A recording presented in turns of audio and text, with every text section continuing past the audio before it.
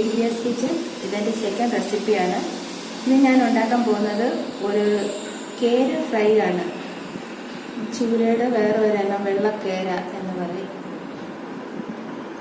ഞാനിപ്പോൾ ഇത് റൗണ്ടായിട്ടാണ് കട്ട് ചെയ്തേക്കുന്നത്. എൻ്റെ മോന് ഇഷ്ടം ഇങ്ങനെ ചെയ്യുന്നതാണ്.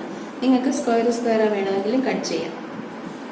ആവശ്യമായ ഇൻഗ്രീഡിയൻസ്: മഞ്ഞൾപ്പൊടി, ഉപ്പ്, മുളക് പൊടി, കുരുമുളക് പൊടി, ഒരു ഫ്ലേവറിന് വേണ്ടി കൊഞ്ചം പെരുംജീരകപ്പൊടി. സ്റ്റാർട്ട് ചെയ്യാം. മഞ്ഞൾപ്പൊടി 1 സ്പൂണ്, മുളക് പൊടി നിങ്ങളുടെ എരിവിനനുസരിച്ച് ഒരു 3, ഞാൻ ചെറിയ 1 സ്പൂണാണ് 3 സ്പൂൺ ഇട്ടത്. കുരുമുളക് പൊടി അതും ആവശ്യത്തിന് നിങ്ങളുടെ എരിവിനനുസരിച്ച്. സോമ്പ് ചുമ്മാ ഒരു ഫ്ലേവറിന് പോകും. പെരുംജീരകം, ഉപ്പ് ആവശ്യത്തിന്.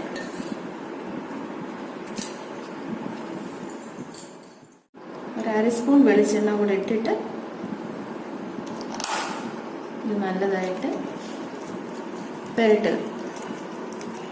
വെള്ളം ആവശ്യമില്ല, വേണമെങ്കിൽ കൈ നനയ്ക്കാൻ ഒരു തുള്ളി വെള്ളം.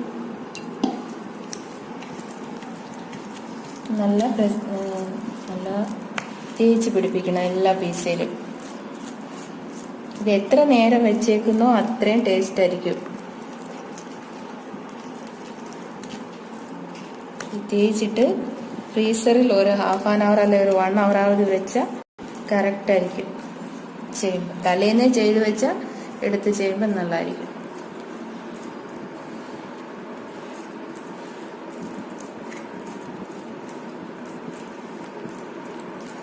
ഇതെല്ലാം മസാല നല്ല പിടിച്ച് ഇനി നമുക്ക് ഒരു 1 അവർ കഴിഞ്ഞ് ഫ്രൈ ചെയ്തെടുക്കാം. മാരിനേറ്റ് ചെയ്ത് വെച്ചിരിക്കുന്ന മീൻ ഫിഷ് ഫ്രൈ ചെയ്തെടുക്കാം.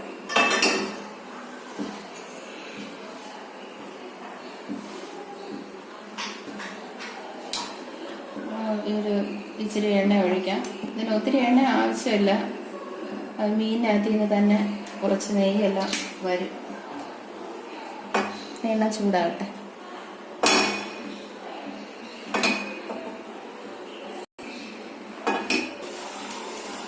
എണ്ണ ചൂടായി ഓരോന്നോ നമുക്ക് പുരട്ടിയിടാം.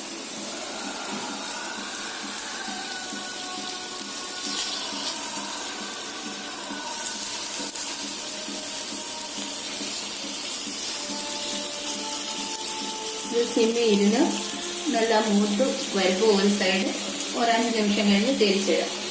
സിമ്മിലേ ഇട്ടിട്ട്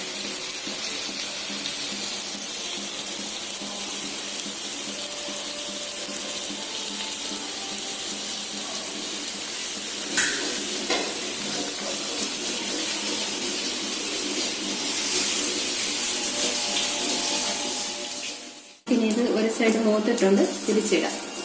നെയ്യെല്ലാം ഒരു സൈഡ് മേലെ നല്ല തെളിഞ്ഞ് വന്നിട്ടുണ്ട്. ആ നെയ്യ് മതി. ഇനി അടുത്ത സൈഡ്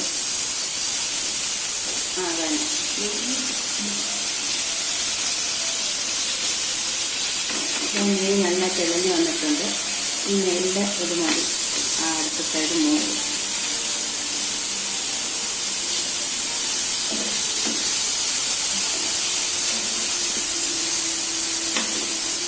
ഒരു സൈഡ് നന്നായിട്ടിരുന്ന് മൂക്കട്ടെ.